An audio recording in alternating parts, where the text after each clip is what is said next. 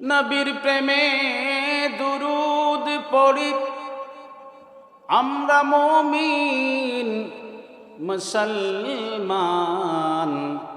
দুরুদেতে আল্লাহ রাজি, খুশি নবী দু জাহান। আল্লাহুম্মা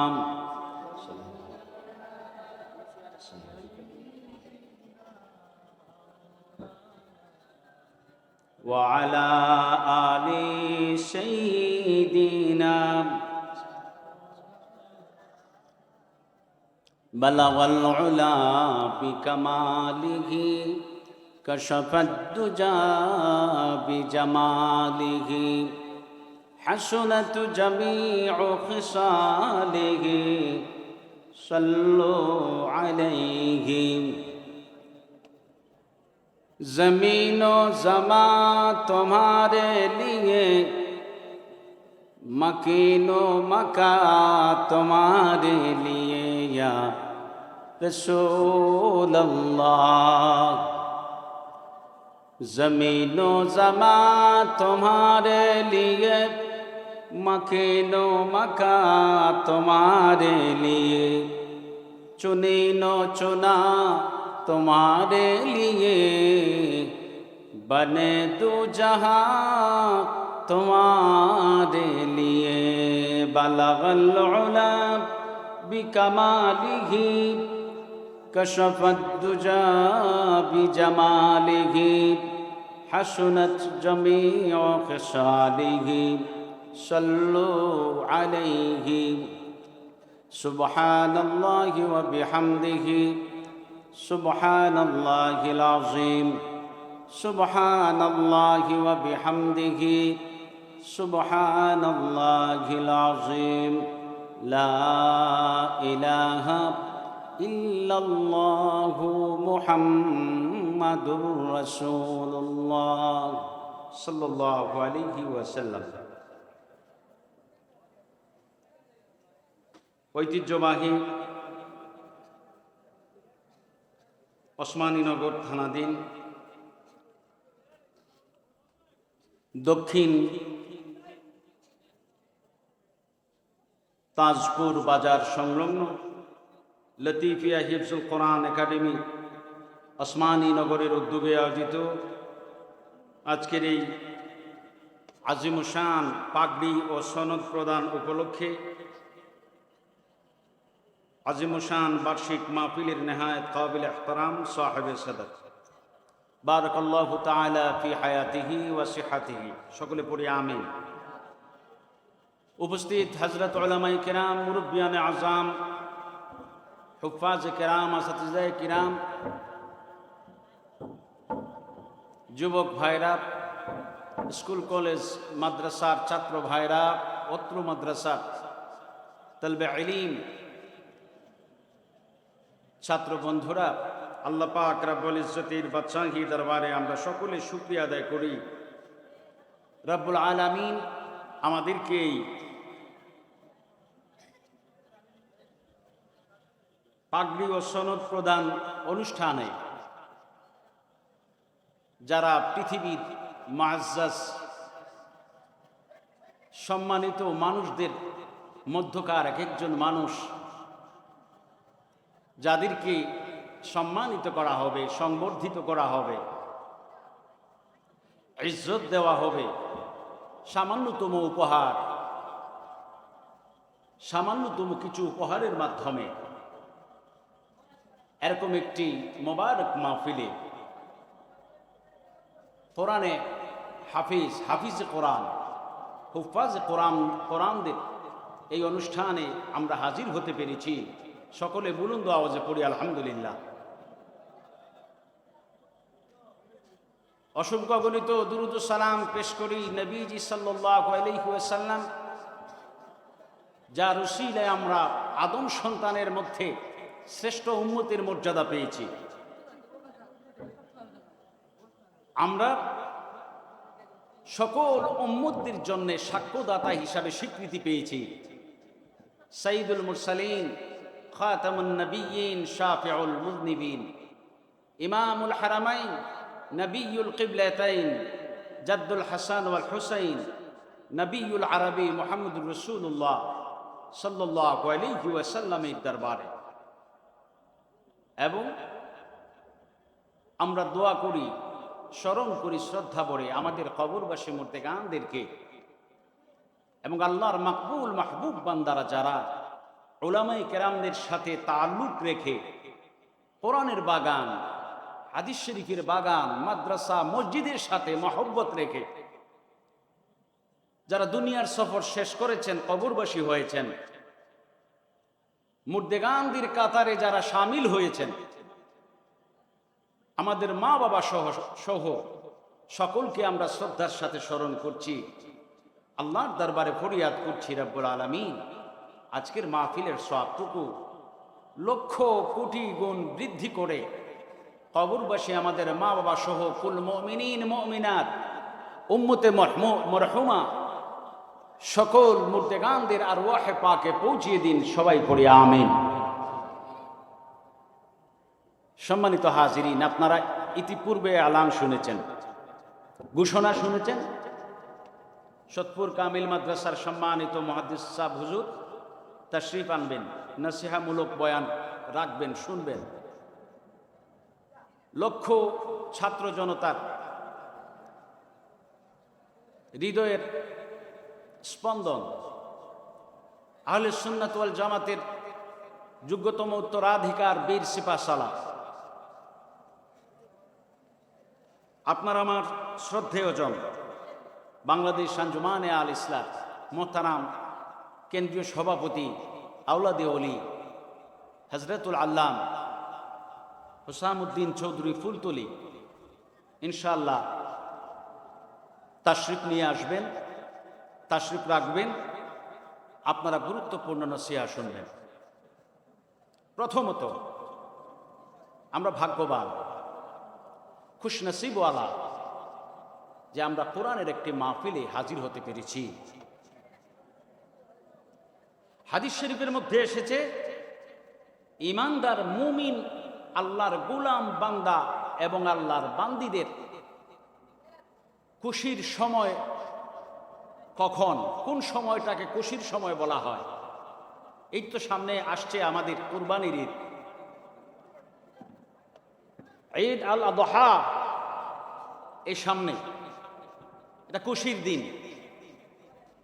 রমজানুল মুবারকে মাস ব্যাপী সিয়াম সাধনার পরে যখন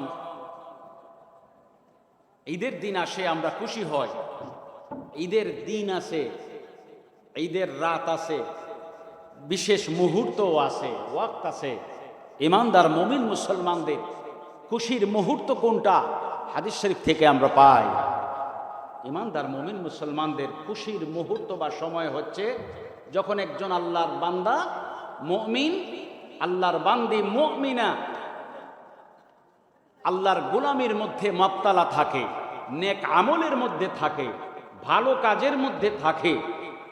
ওই সময়ে থাকাটা, এই সময়টাকে ঈমানদার মুমিন মুসলমানদের জীবনের খুশির সময় বলা হয়। আলহামদুলিল্লাহ বলেন।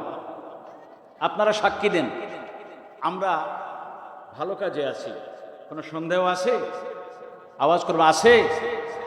কোরআনের বাগানে, আল্লাহ আলাদের বাগানে হাজির হতে পেরেছি। এটাই হবে ঈমানদার মুমিন মুসলমানদের খুশির সময়। ঈমানদারের খুশির সময় যখন নামাজ পড়তে সময় উপস্থিত হয়, ওই নামাজের সময়টা খুশির সময়। ঈমানদারদের জন্য খুশির সময় যখন সাদাকাত করে, ওই দান করার সময়টা হচ্ছে ঈমানদার মুমিন মুসলমানের খুশির সময়। এটাকে ওয়াক্তুল ঈদ বলা হয়, ওয়াক্তুল ঈদ বলা হয়, খুশির সময়। আমরাও এখন আছি ভালো কাজের মধ্যে, এজন্য আমরা আনন্দিত, আল্লাহর দরবারে শুকরিয়া আদায় করি। পিয়ারা হাজিরিন, এত বড় নেয়ামত আল্লাহ পাক আমাদেরকে দিয়েছেন, যে নেয়ামতের কদরদারি আমরা করতে পারছি না দুনিয়াবি পেরেশানির কারণে। আমরা দুনিয়াকে প্রাধান্য দেই, কোনো সন্দেহ আছে? আওয়াজ করবেন, সন্দেহ আছে? আপনি যদি বলেন না আমি দুনিয়াকে প্রাধান্য দিচ্ছি না, আল্লাহ পাক রব্বুল আলামিন কোরআনুল কারীমের মধ্যে আমাদের বিমারের কথা বলেছেন। আমরা কিছু বিমার আছে যে বিমারে আমরা নিজেদেরকে নিজেরা ধ্বংস করে দিচ্ছি, ক্ষতির দিকে ধাবিত করছি। কিছু বিমার আছে আল্লাহ পাক কোরআনুল কারীমের মধ্যে ঘোষণা করছেন, বাল তুসিরুনাল হায়াতাদ দুনিয়া, বাল তুসিরুনাল হায়াতাদ দুনিয়া। আল্লাহ পাক বলেন, বান্দারা তোমরা তো দুনিয়াকে প্রাধান্য দিচ্ছ, দুনিয়াকে প্রাধান্য দিচ্ছি। এত বড় নেয়ামত কোরআনুল কারীম,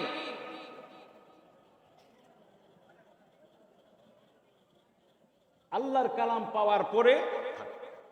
পাওয়ার পরে আমরা কদর করতে পারি না। এই কোরআনুল কারীমের কদর করনেওয়ালা একটা শ্রেণী, একটা গোষ্ঠী, যে গোষ্ঠীকে নিয়ে আজকে ইন্তজাম করা হয়েছে। আলহামদুলিল্লাহ। কারা হিফজ করে কোরআন? কি করে? হিফজ করে, মুখস্থ করেন। কেউ কেউ বলেন হাফিজ সাহেব, উনি তো একজন হাফিজ সাহেব, অনেকে এহানত করে, তুচ্ছ তাচ্ছিল্য করে কি করে না হাফিজ সাহেবদেরকে? অথচ আমাদের সকলের মনে রাখা দরকার,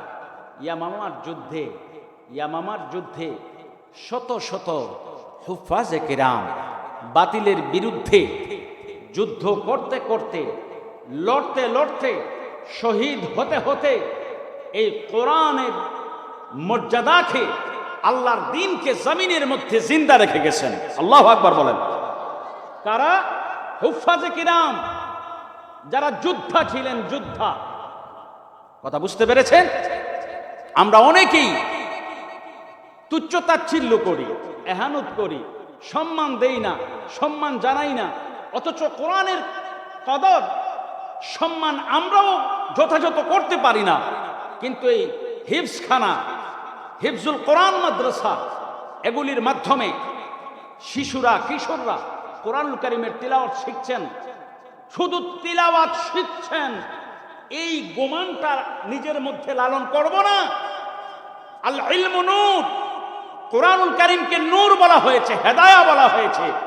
যদি কোরআনুল কারীমকে আপনি হেদায়াত মানেন, নূর মানেন, ইলমকে নূর মানেন, কোন ইলম নূর? কোরআনের ইলম, ইলমে ওহীকে নূর বলা হয়েছে, আহাদিসুন নবওয়ী আর ইলমকে নূর বলা হয়েছে। তাইলে এই কোরআনকে তারা শুধু হিফজ করছেন, মুখস্থ করছেন তা নয়, বরং কোরআনের আলোয় এই বিশ্বজগতের মধ্যে যে ইলমকে ইলম বলে স্বীকৃতি দেওয়া হয়েছে, যে কোরআনের শিক্ষা গ্রহণ করার জন্য, আল্লাহর নামের শিক্ষা গ্রহণ করার জন্য আল্লাহর হুকুম রয়েছে, সেই কোরআনের নূরে তারা নিজেদেরকে নূরান্বিত করছে, যোগ্যতম মানুষে প্রতিষ্ঠিত করছে, পরিণত করছে। আলহামদুলিল্লাহ বলেন। আমার কথাটি বুঝতে পেরেছেন? তারা শুধু হাফিজ সাহেব হচ্ছেন, শুধু হাফিজ সাহেব হচ্ছেন না, কোরআন কি? হেদায়াত। তারা হেদায়াতের সাথে জড়িয়ে গেছেন। কথা বুঝতে পেরেছেন? হেদায়াতের সাথে মাখামাখি করছেন। মাখামাখি বলে না, মাখামাখি করছেন। আর একটা ইলমকে নূর বলা হয়, তথাকথিত ইলম, বিভিন্ন ধরনের ইলম জ্ঞান আছে, জ্ঞানের চর্চা আছে। কোন ইলমকে নূর বলা হয়? কোরআনের ইলমকে নূর বলা হয়। হিফজ করছেন তারা, অনেক কষ্ট করে হিফজ সমাপ্ত করছেন, তারা নিজে আলোকিত হচ্ছেন, নিজে রোশনি এই পৃথিবীর মধ্যে ছড়াচ্ছেন। আলোকিত একজন মানুষ পৃথিবীকে আলোকিত করতে পারে, অন্ধকার জগৎকে আলো দেখাতে পারে। আর তারাই কোরআনের তাজিম করে যাচ্ছেন। এজন্যে তাদের নিয়ে এহানত, তুচ্ছ তাচ্ছিল্য বা সামান্যতম গুমান করা কারোর জন্য উচিত নয়। মুসলমান, ইমানদার, আল্লাহর বান্দা বান্দি যারা আছি আমরা, কারোর জন্য উচিত নয়। আমার বাড়ি কিসের উপরে করা? টেবিলের উপরে রাখা। কোথায় রাখা? সেলফের মধ্যে রাখা। কোরআনুল কারীম আছে, কিন্তু কোরআনের আদর্শ, গোটা কোরআনকে আদর্শ বলা হয়েছে, যার আদর্শ বলা হয়েছে তিনি নবী মুহাম্মদুর রাসূলুল্লাহ সাল্লাল্লাহু আলাইহি ওয়াসাল্লাম। কোরআন আছে সেলফের মধ্যে, আর জীবন্ত কোরআন হচ্ছেন নবী মুহাম্মদুর, সবাই বলেন জীবন্ত কোরআন হচ্ছেন নবী মুহাম্মদুর রাসূলুল্লাহ সাল্লাল্লাহু আলাইহি ওয়াসাল্লাম। নবীজির উপদেশ, নবীজির দেওয়া ফরমান সমূহ জমিনের মধ্যে আছে, কিন্তু আমরা যথাযথ আমলে নিচ্ছি না। আল্লাহর দরবারে ফরিয়াদ করি, আল্লাহ তাআলা আমাদেরকে আমলে নেওয়ার তৌফিক দান করুন, সকলে বলি আমিন। সম্মানিত হাজিরিন, আল্লাহ পাক কোরআনুল কারীমের মধ্যে নির্দেশ করেন, ইকরা বিসমি রাব্বিকাল্লাযী খালাক। আমার গোলাম বান্দা বান্দিরা পড়ো আল্লাযী খালাক, বিসমি রাব্বিক, তোমার প্রভুর নামে পড়ো যিনি তোমাকে সৃষ্টি করেছেন। আমরা বলি রাব্বুল আলামিন পড়ব, প্রথম পড়াটা কি হবে? কোন কিতাব থেকে পড়াকে পড়া বলা হবে? আল্লাহ পাক নির্দেশ করলেন ইকরা, পড়ো। নবী করিম সাল্লাল্লাহু আলাইহি ওয়াসাল্লামের উপর হেরা গুহায় ধ্যানমগ্ন থাকার পরে যখন এই মহাগ্রন্থ আল কোরআনুল কারীমের আয়াত নাজিল হলো, প্রথম আয়াত বলা হয় ইকরা বিসমি রাব্বিকাল্লাযী খালাক। পড়ো, পড়ুন, হে মুহাম্মদ আপনি পড়ুন। যদিও নবীজি সাল্লাল্লাহু আলাইহি ওয়াসাল্লাম যাকে উদ্দেশ্য করে আল্লাহ পাক অর্ডার দিচ্ছেন, আয়াতে কারিমার সবক হচ্ছে তামাম জগৎবাসীর জন্য, তুমি যখন পড়বা তোমাকে পড়তে হবে, পড়া লাগবে, আর তোমার পড়াটা হবে বিসমি রাব্বিক, রবের নামে পড়া, আল্লাযী খালাক, যিনি তোমাকে সৃষ্টি করেছেন তার নামে পড়তে হবে। ওটাই হবে তোমার জীবনের মূল পড়া, মূল পড়া। আমরা বলি রাব্বুল আলামিন পড়ব কোন কিতাব থেকে? আল্লাহ তাআলা কোরআনুল কারীমের মধ্যে এলান করেন, ওয়ারাত্তিলিল কুরআনা তারতিলা। সহিহ শুদ্ধভাবে তারতিল তাজউইদের সাথে নিয়ম কানুন মেনে তিলাওয়াত করো আল কোরআন। সুবহানাল্লাহ। কোন কিতাব পড়ার কথা বলা হয়েছে? সকলে বলুন কোন কিতাব? আপনি বলবেন হুজুর আমি তো কোরআনুল কারীম তিলাওয়াত করি, আমার মনে হয় না এই কোরআনুল কারীম শুধু তিলাওয়াত করার মধ্যে সকল ইলম হাসিল হবে। আপনি ভুল করবেন। এমন এক কালাম আল্লাহর কোরআন, এমন এক কালাম যে কোরআনুল কারীমের মধ্যে বিজ্ঞান আছে না নাই? সমাজ ব্যবস্থা, সমাজ পরিচালনার কথা এই কোরআনের মধ্যে আছে না নাই? রাজনীতির কথা এই কোরআনে আছে না নাই? সমাজনীতির কথা কোরআনুল কারীমের মধ্যে রয়েছে, অর্থনীতির কথা কোরআনুল কারীমের মধ্যে রয়েছে, আপনার পরিবার নীতির কথা কোরআনুল কারীমের মধ্যে রয়েছে। আপনি চিন্তা করছেন হয়তো এখানে ওইটা নাই এইটা নাই, এমন কোনো বিষয় নাই জমিনের মধ্যে, শিক্ষার এমন কোনো বিষয় নাই। আল্লাহর কোনো গোলাম যদি সকল ধরনের বহুমুখী শিক্ষা হাসিল করতে চায়, কোরআনুল কারীমের সাথে যদি সম্পর্ক তৈরি করতে পারে, এখান থেকে যদি চর্চা শুরু করতে পারে, আল্লাহ পাক রব্বুল আলামিন এই কোরআনুল কারীমের মধ্যে সকল শিক্ষা ব্যবস্থা রেখেছেন। কোনো শিক্ষা ব্যবস্থার বাকি নাই। আজ মহাকাশ জগৎ নিয়ে একদল বিজ্ঞানী চিন্তা করে, কোরআন থেকে রাষ্ট্র ব্যবস্থা নিয়ে চিন্তা করে, নেক গুমানওয়ালা চিন্তাশীল মানুষগুলি সঠিক চিন্তা করে কোরআনুল কারীম থেকে। যদিও বাংলাদেশের আমরা তেমন গুরুত্ব দেই না, বিধর্মীরা সত্যি বিধর্মীরা বুঝতে পেরেছে যে এই কোরআনুল কারীম কেবলমাত্র একটি সাধারণ বই, কিতাব, গ্রন্থ এরকম নয়। তারা বুঝতে পেরেছে যে এই কোরআনুল কারীমের মধ্যে আল্লাহ পাক রব্বুল আলামিন সব ধরনের জ্ঞান একত্রিত করে রেখেছেন। আল্লাহু আকবার বলেন। তারা বুঝতে পেরেছে। কিছু মানুষ আছে ভাই, আমি বলি, আপনারা কি 200, 300, 400, 500 বছরের মধ্যে কোনো বিধর্মীকে চ্যালেঞ্জ দিতে বলেছেন যে কোরআনের মতো বা কোরআনের আয়াতের মতো, সূরার মতো বা এই লিখনির মতো, এই কালামের মতো কোনো কালাম কেউ তৈরি করবে, এরকম কি কেউ চ্যালেঞ্জ দিছে?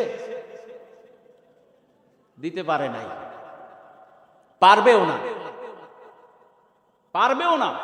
কেন?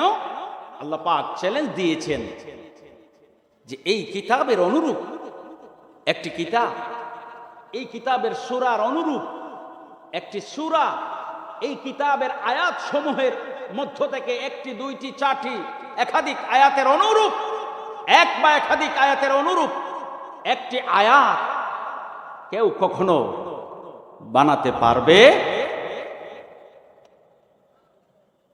ওয়াইন কুনতুম ফি গায়বিম মিম্মা নাযালনা আলা আবদিনা ফাতু বিসূরাতিন মিন মিসলি ওয়াদউ শুহাদাকুম ইন কুনতুম সাদিকিন। চ্যালেঞ্জ দিয়েছেন কে? কে চ্যালেঞ্জ দিয়েছেন? কেউ যদি মনে করে এখন যে কোরআন দিয়ে সমাজকে সুন্দর করা যাবে না, ভুল করবে। কোন সন্দেহ আছে? আল্লাহ পাক রব্বুল আলামিন বেদিন বেঈমানদেরকে চ্যালেঞ্জ ছুড়ে দিয়ে বলেন, আরে বেদিনের দল, বেঈমানের দল, যদি তোমরা সন্দেহ করো আমার হাবিবের উপর নাজিল করা এই কিতাবের বিষয়ে, ফি রাইবিম মিম্মা নাযালনা আলা আবদিনা, আমার হাবিবের উপর আমি যা নাজিল করেছি এই কিতাব নিয়ে, এই কালাম নিয়ে যদি তোমরা সন্দেহ করো, ফাতু বিসূরাতিম মিন মিসলি, নিয়ে আসো এই কোরআনের সূরার অনুরূপ একটা সূরা। কে চ্যালেঞ্জ করছেন? আওয়াজ করুন। চ্যালেঞ্জ করছেন কে? আল্লাহ তাআলা। আল্লাহু আকবার বলেন সকলে। আমার ভাইরা, আমরা কোথায় আছি? যে কিতাব, যে কালাম নিয়ে চ্যালেঞ্জ করছেন আল্লাহ তাআলা বেদিন বেঈমানদের সাথে, ওই কিতাব, ওই কালামটা আজ আমাদের ঘরে ঘরে আসে না নাই? আওয়াজ করে বলুন, আসে না নাই? আছে, সকলের ঘরে আছে। আমরা চ্যালেঞ্জ করতে পারি না। এটা আমাদের দুর্দশা, দুর্গতি। এই কিতাব আমাদের ঘরে ঘরে আছে, আমরা আমলে নিতে পারি না। এত বড় নেয়ামত, মহান নেয়ামত আমাদের কাছে আছে, সম্মান দেখাই না। আল্লাহ রাব্বুল আলামিন এই কোরআনুল কারীম নাজিল করেছেন নবীজির উপরে। নবীজি সাল্লাল্লাহু আলাইহি ওয়াসাল্লাম দুনিয়ার সফরের দীর্ঘ 23 বছর সময়ে আল্লাহর তরফ থেকে নাজিল হওয়া কালাম যতটুকু পেয়েছেন, বিদায় নেবেন দয়াল নবীজি ওই কালামকে উম্মতের জন্য রেখে গেছেন। সুবহানাল্লাহ। আচ্ছা, কোরআনুল কারীম যদি নাজিল হওয়ার পরে আল্লাহ পাক যদি এটা আমাদেরকে না দিতেন, আমাদের পর্যন্ত যদি না আসতো, আমরা কি সভ্য মানুষ হতে পারতাম? আওয়াজ করে বলুন, পারতাম? নবীজি সাল্লাল্লাহু আলাইহি সাল্লাম আমাদের জন্য দুটি মহামূল্যবান নেয়ামত, দৌলত এবং সম্পদ রেখে গেছেন এবং নিশ্চয়তা দিয়েছেন আমার উম্মতেরা যদি এই দুটি নেয়ামত, দুটি দৌলতকে ধরে রাখতে পারে, সম্মান করে, দুটি দৌলতের সংস্পর্শে থেকে থেকে নূরান্বিত হতে পারে, আমার এই উম্মতেরা কখনো গুমরা হবে না। কয়টা সম্পদ রাখছেন নবীজি? একটা হাদিস শরীফের মধ্যে এসেছে কয়টা সম্পদ? দুইটা। কয়টা নির্দেশনা? দুইটা। কয়টা? দৌলত দুইটা। দৌলত বলেন, নির্দেশনা বলেন, সম্পদ বলেন, নেয়ামত বলেন, দুইটা নেয়ামতের কথা খাস করে নবীজি বলেছেন বিদায় হজ্জের ভাষণে। বিদায় হজ্জের ভাষণে লক্ষাধিক সাহাবায়ে কেরাম, প্রায় ১৬ লক্ষ সাহাবায়ে কেরাম রিদওয়ানুল্লাহ তাআলা আলাইহিম আজমাইন, তাদের সম্মুখে নবীজি হৃদয় বিদারক খুতবা দিয়েছেন। খুতবার মধ্যে এক সময়ে নবীজি বললেন, তারাকতু ফীকুম আমরাইন, তারাকতু ফীকুম আমরাইন, আমি রেখে গেলাম, আমি রেখে যাচ্ছি তোমাদের মধ্যে দুটি মহামূল্যবান নির্দেশনা, উপদেশ, মহামূল্যবান দৌলত। লান তাদিল্লু মা তামাসসাকতুম বিহিমা, আমার উম্মতদের মধ্য থেকে যারা এই দুইটি নির্দেশনা মেনে চলবে, দুটি দৌলত যারা ধরে রাখবে, নেয়ামত দুটি যারা ধরে রাখবে, লান তাদিল্লু, গুমরাহ হবে না, গুমরাহ হবে না। দুটি নেয়ামত। কোন দুইটা নেয়ামত? কিতাব আল্লাহ, সুবহানাল্লাহ কোন। ইমানদার মুমিন মুসলমান কেউ যদি আল্লাহর পথে নিজেকে শক্তিশালী অবস্থানে রাখতে চায়, ইমানদার মুমিন মুসলমান কেউ যদি নিজেকে প্রকৃত মুমিন এবং মুসলমান হিসাবে প্রতিষ্ঠা করতে চায়, ইমানদার মুমিন মুসলমান কেউ যদি নিজেকে আল্লাহওয়ালা বানাইতে চায়, ইমানদার মুমিন মুসলমান কেউ যদি হেদায়েতের পথ সিরাতুল মুস্তাকিম পাইতে চায়, নবীজি সাল্লাল্লাহু আলাইহি ওয়াসাল্লাম বলেন, আমি কিতাব আল্লাহ, আল্লাহর কিতাব রেখে যাচ্ছি, আমার উম্মতেরা যতক্ষণ পর্যন্ত ধরে রাখবে কেউ গুমরাহ হবে না। সুবহানাল্লাহ।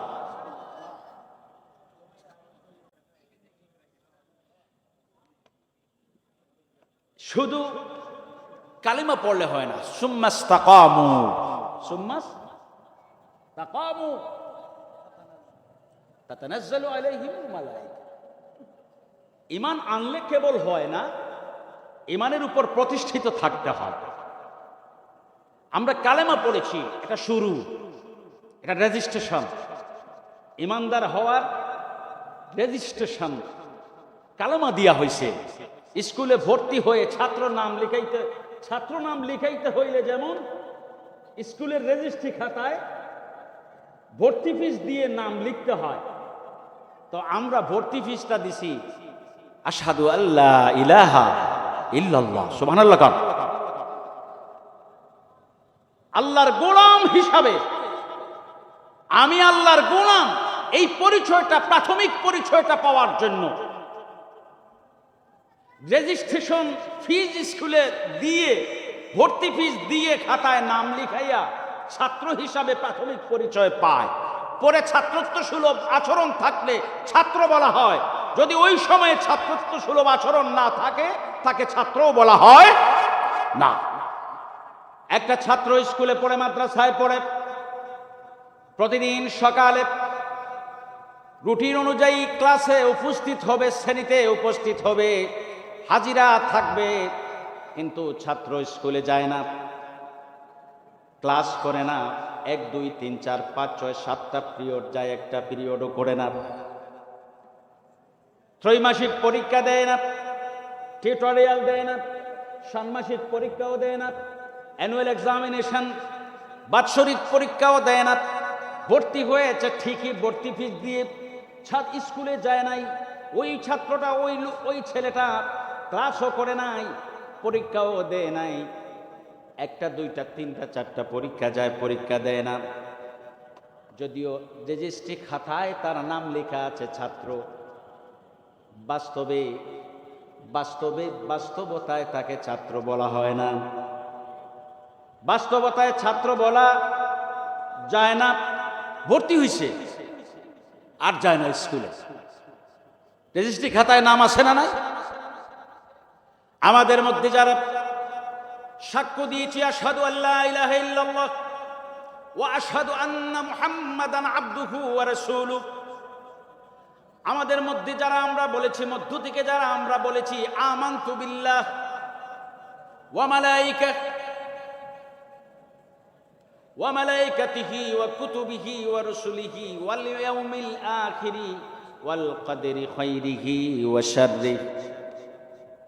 আমানতু বিল্লাহ, আমি বিশ্বাস করি এনেছি আল্লাহর উপর, ফেরেশতাদের উপর, নবী রাসূলদের উপর, আখিরাতের উপর। এগুলি আমরা বলি।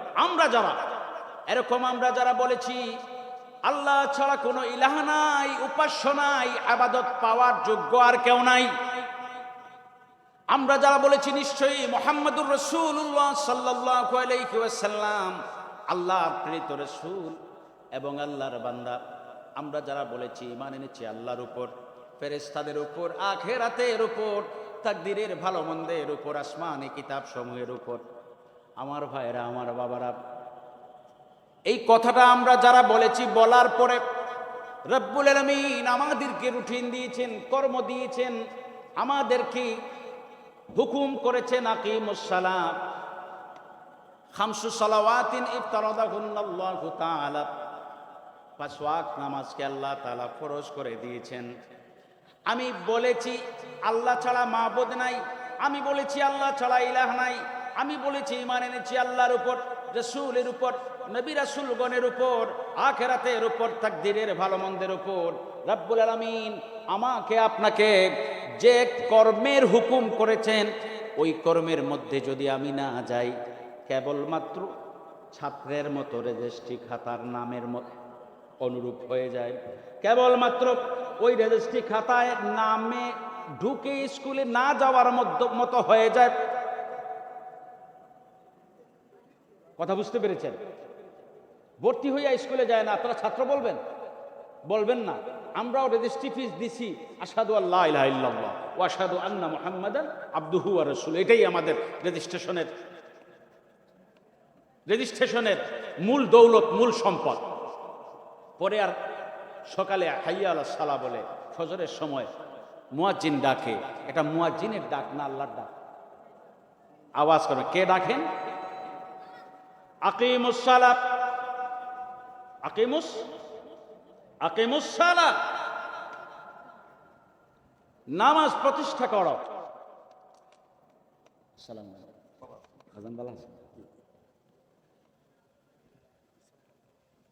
মুয়াজ্জিন বলে হাইয়া আলাস সালাত, আল্লাহর হুকুম তামিল করার জন্য আপনাকে আমাকে ডাকছেন মুয়াজ্জিন সাহেব, হাইয়া আলাস সালাহ বলে। সুবহানাল্লাহ। কিন্তু হুকুম কার? আকিমুস সালাহ হুকুম কার? আল্লাহ। এখন রুটিন মুআফিক, রুটিন ভিত্তিক কাজ দিছেন। ফজরে দাঁড়াইতে হবে, নামাজ সালাত প্রতিষ্ঠা করতে হবে, নিজে পড়তে হবে, ঘরের সন্তানদেরকে ডেকে ডেকে তুলে বালেগা আপনার ছেলে মেয়ে যারা আছে আপনি উঠাবেন, এটা আপনার দায়িত্ব।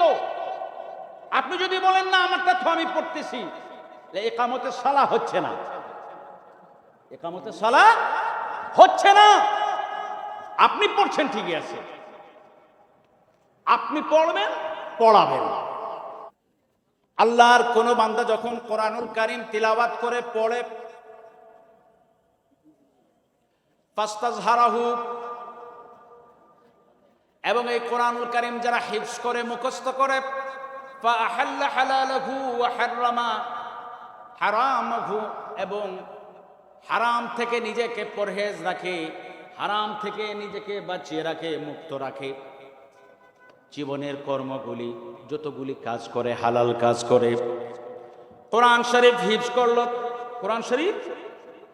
হিফজ করলো, তারপরে কি হালাল হারাম ফরক করে চলে। হাজরিন, হারাম হালাল ফরক করে চলে হিফজ করার পরে মর্যাদাটা কেমন একটু শুনেন। আমি তো বলি হাফিজ সাহেব তো দুনিয়ার অপর মামুন হয়, নাউজুবিল্লাহ। মনে হয় কিচ্ছু, তাদের মনে হয় সমাজে মূল্যায়ন নাই, দাম নাই। কিন্তু আমি আগে বলছি শুরুতেই, একটা যুদ্ধের ময়দান, যে যুদ্ধের ময়দানে সব কিছু আল্লাহর রাস্তায় উৎসর্গ করে দিয়ে শাহাদতের মধু পেয়ালা সবাই পান করতে পারে না।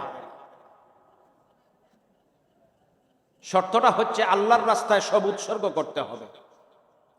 ওয়ানুসুকি লিল্লাহ, আমার কুরবানি হবে কার জন্যে? আল্লাহর জন্যে। খুব খেয়াল করবেন, আমিও মরে যাচ্ছি ময়দানে লড়তে লড়তে, আমিও মরে যাচ্ছি। দেখা যাচ্ছে আমার দুনিয়ার একটা স্বার্থ হাসিল করার জন্য আমি মরে গেলাম। ফায়দা আছে?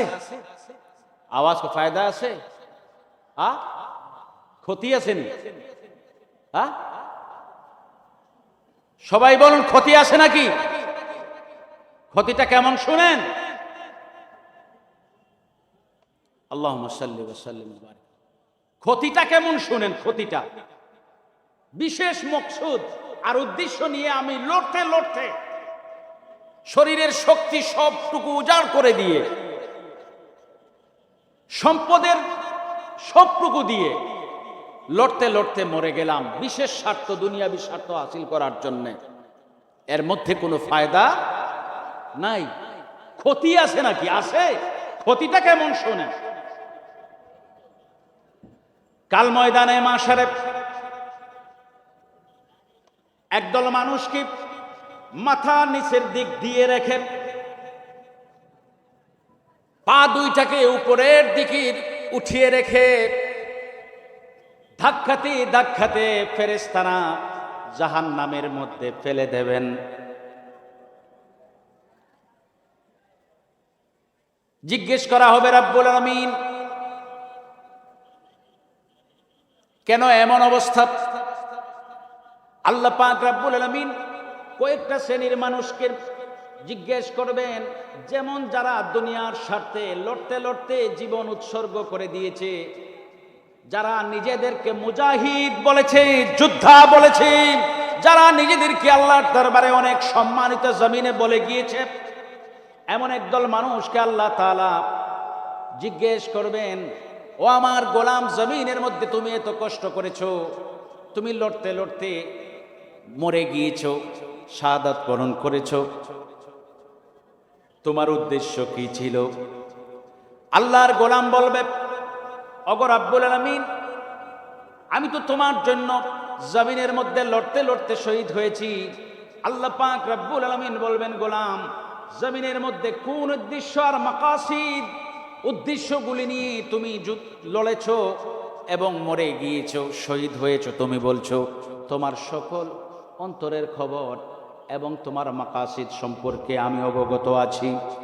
দুনিয়ার স্বার্থ হাসিল করার জন্য তুমি লড়েছো, দুনিয়ার স্বার্থের জন্য তুমি যুদ্ধ করেছো, দুনিয়ার স্বার্থের জন্য তুমি মরে গিয়েছো। তোমার জীবনের যতটুকু চাওয়া, যতটুকু পাওয়ার কথা ছিল, আমি জমিনের মধ্যে তোমার সবটুকু দিয়ে দিয়েছি গোলাম। আমার কাছে এই মুহূর্তে তোমার পাওনা কিছু নাই। নাউজুবিল্লাহ বলে। তুমি কেন লড়েছো আমি জানি, দুনিয়ার জন্য। তুমি শহীদ হইছো, মারা গেছো দুনিয়ার কিছু পাওয়ার জন্য। তোমার চাওয়া পাওয়ার যতটুকু আছে আমি তোমারে দিয়ে দিছি, জমিনে দিছি, দুনিয়াতে দিছি। এখন আমার কাছে তোমার কোনো পাওনা নাই। আমরা নামাজ পড়ি, আল্লাহর দরবারে আমাদের পাওনা হয়। আমরা সত্য কথা বলি, আল্লাহর দরবারে আমাদের দাবি থাকে। আমরা দান সাদাকাত করি, দুঃখী এবং বিপদগ্রস্ত মানুষদের জন্য এগিয়ে আসি, অগ্রসর হই। আল্লাহর দরবারে আমাদের দাবি থাকে, পাওনা থাকে। কাল ময়দানে মাশারে আল্লাহ রাব্বুল আলামিন আপনার আমার জীবনের কর্মগুলির বিনিময় হিসেবে জান্নাত নসিব করবেন। সুবহানাল্লাহ বলেন। আমাদের পাওনাটা রাব্বুল আলামিন দিয়ে দেবেন জান্নাতের বিনিময়ে। সুবহানাল্লাহ বলেন। বান্দার উপরে আল্লাহর হক আছে না? দাবি আছে না? আল্লাহর উপরে বান্দার হক আছে না? কথা কোন দাবি আছে না? নাই, দাবি আছে। একজন চাকর আপনার বাড়িতে আপনি রেখেছেন একজন চাকর, গোলাম বলেন, সমস্যা নাই, নির্দিষ্ট কাজ দিয়ে রেখেছেন। 8:15 মনে হয় আজান। জি, আল্লাহুম্মা সাল্লি আলা সাইয়্যিদিনা ওয়া শাফিনা ওয়া সাল্লাম। আচ্ছা, 8:15-তে আজান, তাহলে আমার কথা আমি শেষ করব। দাবি আছে না নাই আল্লাহর কাছে? এ দাবিটা এমন, খুব সহজে বলে দিচ্ছি। আপনার বাড়িতে আপনি চাকর রাখছেন, আপনি বলছেন যে তোমার ডিউটি হচ্ছে প্রতিদিন সকালে এই গবাদি পশু গরু ছাগলগুলি মাঠে নিয়ে ঘাস খাওয়াইয়া নিয়ে আসবে। সন্ধ্যার সময় তোমার ডিউটি শেষ, এশার নামাজের পরে তুমি ঘুমাইবা। মাস পুরা হইলে তোমার 5,000 টাকা বেতন দিবে। শর্ত শেষ তো? আমি আপনার বাড়ির চাকর, আমি গরু চড়াই, কথা মতো যেভাবে আপনি বলেছেন শর্ত মুআফিক গরু চড়াই, এশার নামাজ পড়ে কিছু খেয়ে ঘুমিয়ে পড়ি। আপনি মালিক, আমি গোলাম। আপনি বাড়িওয়ালা, আমি চাকর। আপনি আমার ডিউটি দিছেন, আমি ডিউটি আদায় করছি। মাস পুরা হয়ে গেছে, এখন মালিকের পাওনা না চাকরের পাওনা? কথা কন না। কার কাছে? আওয়াজ করে বলুন, কার কাছে? পুরা মাস মালিকের দেওয়া ডিউটি, এটা মালিকের পাওনা, চাকর এটা করবে। মাস পুরা হয়ে গেছে, ডিউটি আঞ্জাম দেওয়া হয়েছে, এখন মালিকের কাছে চাকরের পাওনা। আমার বেতনটা দেন, আমার বিনিময় দেন, আমার পাওনা দেন। আমরা নামাজ পড়ি, পাওনাটা জমা আছে কার কাছে? আওয়াজ করে বলুন, কার কাছে? আমরা কোরআনুল কারীমের একটি হরফ তিলাওয়াত করি, মান কারা হারফাম মিন কিতাবিল্লাহ ফালাহু বিহি হাসানাত ওয়াল হাসানাতু বিআশরি আমসালিহা লা কুল আলিফ লাম মিম হারফুন ওয়ালাকিন আলিফুন হারফুন ওয়া লামুন হারফুন ওয়া মিমুন হারফুন। আমরা কোরআন তিলাওয়াত করি, একটি হরফ পড়ি, প্রতিটা হরফের বিনিময়ে 10টি সওয়াব জমা আছে কার কাছে? আওয়াজ করে বলুন, কার কাছে? এই সবগুলি সওয়াবের বিনিময়ে আল্লাহ পাক আপনাকে আমাকে দেবেন জান্নাত। যুদ্ধ করেছে আল্লাহর বান্দা, মারা গেছে, উদ্দেশ্য ছিল দুনিয়াবি। আল্লাহ পাক রব্বুল আলামিন বলবেন তোমার কোনো পাওনা আমার কাছে নাই, কোনো পাওনা আমার কাছে। দুনিয়ার জমিনে তোমার পাওনাটুকু আমি আদায় করে দিয়েছি, তোমার পাওনা তুমি জমিনের মধ্যে পেয়েছো। ফেরেশতাদেরকে হুকুম করবেন মাথা নিচ দিক দিয়ে দাও। নাউজুবিল্লাহ কর। মাথা নিচ দিক দিয়ে দাও, আর ঠ্যাং পা দুইটা উপরের দিকে দাও। ফেরেশতাদেরকে আল্লাহ পাক হুকুম করবেন ধাক্কাইতে ধাক্কাইতে এই গোলামকে জাহান্নামের আগুনে নিক্ষেপ করো। নাউজুবিল্লাহ বলেন। হাজিরিন, আমার কথা লম্বা করছি না, 8:14 হয়েছে। শুধুমাত্র বলবো হাফিজ সব যুদ্ধের যোদ্ধারা সার্থক যোদ্ধা হইতে পারেন না। ইয়ামামার যুদ্ধে হাফিজ সাহেবরা যুদ্ধ করতে করতে হাফিজ সাহেবরা শত শত হাফিজ সাহেব শাহাদত বরণ করছেন, জমিনে আল্লাহর দ্বীনকে জিন্দা রাখছেন। আপনি কি বলবেন যে হাফিজ সাহেবরা কোনো কাজের না? কথা বলেন না। তুমি কেমন যোদ্ধা, আমি কেমন যোদ্ধা? হাফিজ সাহেবরা যুদ্ধ করেছেন, শত শত হাফিজ সাহেব শাহাদত বরণ করেছেন দ্বীনের জন্য। তুমি কি ইতিহাস জানো? নিজেকে যোদ্ধা বলে ওই হাফিজ সাহেবদেরকে তুমি তুচ্ছ-তাচ্ছিল্য করছো, ইহানত করছো। নাউজুবিল্লাহ। যখন আল্লাহর কোন বান্দা হিফজ করবে, বন্ধ করে দাও, একজন জবাব, আপনারা একজন জবাব দেন। আচ্ছা ঠিক আছে, আমার কথা শেষ। হিফজ করার পরে আদখালাহুল্লাহু বিহিল জান্নাহ। হাফিজ হওয়ার কারণে, হালাল হারাম ফরক করে থাকার কারণে, চলার কারণে আল্লাহ পাক বলেন যে আমি আমার ওই নবীজি বলছেন আল্লাহ পাক তার বান্দাকে জান্নাতে প্রবেশ করাবেন। সুবহানাল্লাহ বলেন। শেষ। এই কি শুধু পাওয়া হাফিজ সাহেবের কাছ থেকে? না, এর থেকে বড় পাওয়া হচ্ছে ওয়াশাফাহু ফি আশরাতি মিন আহলে বাইতি। আল্লাহু আকবার বলেন। দেখেন কত বড় কথা বাবা। ওয়াশাফাহু ফি আশরাতিন মিন আহলি বাইতিহি। আল্লাহু আকবার। প্রথমে তো তিনি জান্নাতের লায়ক হয়ে গেলেন। হাফিজ সাহেব হালাল হারাম ফরক করে চললেন, জান্নাতের লায়ক হয়ে গেলেন। আর ওই হাফিজ সাহেব কি করতে পারবেন? সুপারিশ করবেন তার আহাল পরিবার পরিজন থেকে 10 জন মানুষের জন্য আল্লাহর দরবারে। সুবহানাল্লাহ বলেন। 10 জন মানুষ কোন হালতে থাকবেন? কুল্লিহিম কাদ ওয়াজাবাত লাহুন নার। এমন 10 জন মানুষকে সুপারিশ করবেন, আল্লাহ পাক আগে ওই 10 জনের ফয়সালাটা দিয়ে দিছেন। কুল্লিহিম কাদ ওয়াজাবাত লাহুন নার। আমার ভাইরা, যে 10 জনের বিষয়ে ফয়সালা হয়েছে যে এই 10 জনকে জাহান্নামে দেওয়া হবে, নাউজুবিল্লাহ কোন জাহান্নাম বলতে বর্গায় জয় আকার কিন্তু 9 আকার, হয় আকার কিন্তু 9 আকার ম, এই একটা শব্দকে বুঝি। জিম হা নুন, নুন মিম, এটাকে বুঝি জাহান্নাম। একটা বিষ ফুলা, একটা সামান্য বিমার একটা ফুলা যদি শরীরের মধ্যে হয়, মাথায় যদি একটু ব্যথা ধরে, শরীর যদি একটু কেটে যায়, কিছু যন্ত্রণা করলে কষ্ট কি কেমন হয়, এটা আমাদের যার কেটেছে, যার ফুলা হয়েছে সে বুঝে। কথা বলেন, বুঝে কি বুঝে না? আল্লাহ, আমরা সকলে আল্লাহর দরবারে ফরিয়াদ করি, আল্লাহুম্মা ইন্না নাসআলুকাল জান্নাহ ওয়া নাউযু বিকা মিনান নার। সব সময় বলবো আল্লাহুম্মা ইন্নী আউযু বিকা মিনান নার, আল্লাহুম্মা ইন্নী আউযু বিকা মিনান নার মিন আযাবি জাহান্নাম। দুনিয়ার আগুনের চাইতে ন্যূনতম কমপক্ষে 50,000 গুণ বেশি পাওয়ারের শিখা আগুন জাহান্নামে থাকে।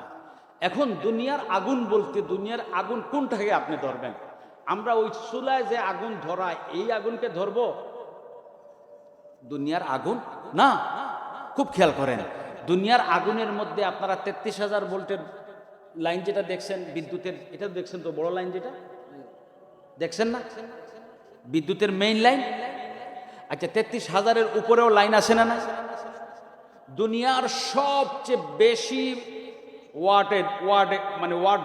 ওয়ার্ডের আগুনের পাওয়ার যেটা, ওই লাইনে যান আপনি। এই দুনিয়ার সোলার আগুনে যাইয়েন না। ওই লাইনের আগুন 33,000, এটা আমাদের দেশের জন্য কত 33,000-এর পাওয়ারফুল আগুন আছে, আগুনের উপাদান আছে আমাদের জমিনের মধ্যে। আপনার 33,000 দিয়ে আপনি একটু বিবেচনা করবেন, জমিনের মধ্যকার সবচেয়ে পাওয়ারফুল যে আগুন, ওই আগুনের চাইতে ন্যূনতম 50,000 গুণ বেশি পাওয়ারের আগুন থাকবে। নাউজুবিল্লাহ বলেন। সোলার আগুন না, মনে থাকবে তো? এটা না। 10 জন যাদের জন্য জাহান্নাম কাদ ওয়াজাবাত লাহুন নার, যাদের জন্য জাহান্নাম অবধারিত হয়েছে, ঘোষণা করা হয়েছে, নির্ধারিত হয়ে গিয়েছে। একজন হাফিজ সাহেব গিয়ে বলবে, আল্লাহ, আমার পরিবারে, এই আমার বাবা, এই আমার মা, এই আমার ভাই, এই আমার চাচা, এই আমার মামা, আহাল পরিবার পরিজনদের 10 জনকে আল্লাহর দরবারে দাবি করে বলবে, সুপারিশ করবে যে রাব্বুল আলামিন তোমার হাবিব বলেছেন 10 জনকে আমি নিয়ে যেতে পারবো, এই 10 জনকে আপনি ছেড়ে দিন। আল্লাহ পাক 10 জনকে হাবিবের ইজ্জতের বদৌলতে ছেড়ে দেবেন। আওয়াজ করে বলুন সুবহানাল্লাহ। কুল্লিহিম কাদ ওয়াজাবাত লাহুম, দিয়ে দেবেন। আমরা দোয়া করি হাফিজ সাহেবদের জন্য, আমাদের জন্য দোয়া করবেন আপনারা। আমি আমার আব্দুর রব ভাই, আমার বড় ভাই হিসাবে দেখি, স্নেহ করেন। আমি হাফিজ সাহেব না, হাফিজে কোরআন না, কিন্তু আমিও ওনার উত্তরাধিকার, উত্তরসূরি হিসেবে একটি মাদ্রাসা, হিফজখানা আমিও জীবনের আল্লাহ পাক যতটুকু মেহেরবানি করেছেন, তৌফিক দিয়েছেন, তা দিয়ে প্রতিষ্ঠা করেছি। আলহামদুলিল্লাহ, এই বছর 6 জন পাগড়ি পাবেন। আপনাদের কাছে আমার ওই মাদ্রাসার হুফাজে কিরাম, এই দৌলতদের জন্য আপনাদের কাছে দোয়া চাচ্ছি। এরা আমাদের দৌলত, আপনারা দোয়া করবেন। আর আমরা চাই আপনারা হিজ শেষ করার পরে অনুরোধ থাকবে, পৃথিবীর জন্য, সমাজের জন্য, জগতের জন্য, রাষ্ট্রের জন্য আপনার নিজের জন্য, নিজের জন্য। নিজেকে না চিনলে তো আল্লাহকে চেনা যায় না। কথা বলেন ঠিক কিনা? প্রথমে নিজেকে চিনতে হবে। আপনাদের কাছে আমার অনুরোধ থাকবে, আপনারা নিজেদেরকে চিনে রাখবেন। আপনার পরিচয় যেন আপনার থেকে হারিয়ে না যায়। একজন বিসিএস ক্যাডার ঘুষ নেয়, কি নেয়? ঘুষ নেয়। ধরেন কি নেয়? ঘুষ নেয়। একজন সমজদার মানুষ, ইমানদার মুমিন মুসলমান মনে করেন সুদ খায়। কারণটা কি জানেন? কারণ হচ্ছে সে তার পরিচয়টা নিজের থেকে হারিয়ে ফেলছে। ওই প্রফেসর মানুষটা ভুলে গিয়েছে সে কি। কথা বুঝতে পারছো? আমার উপাজে কারাম ভাইদের উদ্দেশ্য করে বলছি, একজন প্রফেসর যখন ঘুষ খায় তখন তিনি স্যার শিক্ষক থাকেন নাকি ঘুষখোর হন? কথা বল না। আমি যদি চুরি করি আমার কি হুজুর বলবেন না সুর বলবেন? সুর। একজন প্রফেসর যদি ঘুষ নেয় তারে প্রফেসর স্যার বলবেন না ঘুষখোর বলবেন? একজন যদি সুদ খায়, যত বড় টুপি থাকুক আর পাগড়ি থাকুক, সে আল্লাহওয়ালা, তাকে আল্লাহওয়ালা বলবেন, হুজুর বলবেন নাকি সুদখোর বলবেন? কেন হয়? সে কেমনে সুদখোর হয়ে যায়? শুধু তাকে সুদখোর বলে গালি দিলাম এটা আমাদের তৃপ্তির বিষয় না, চিন্তার বিষয়। সে কিভাবে সুদখোর হয়েছে, কেমনে সুদখোর হয়েছে? আসলে সে তার নিজের পরিচয়টাকে গুরুত্ব দেয় নাই, পরিচয়টাকে হারাই ফেলছে।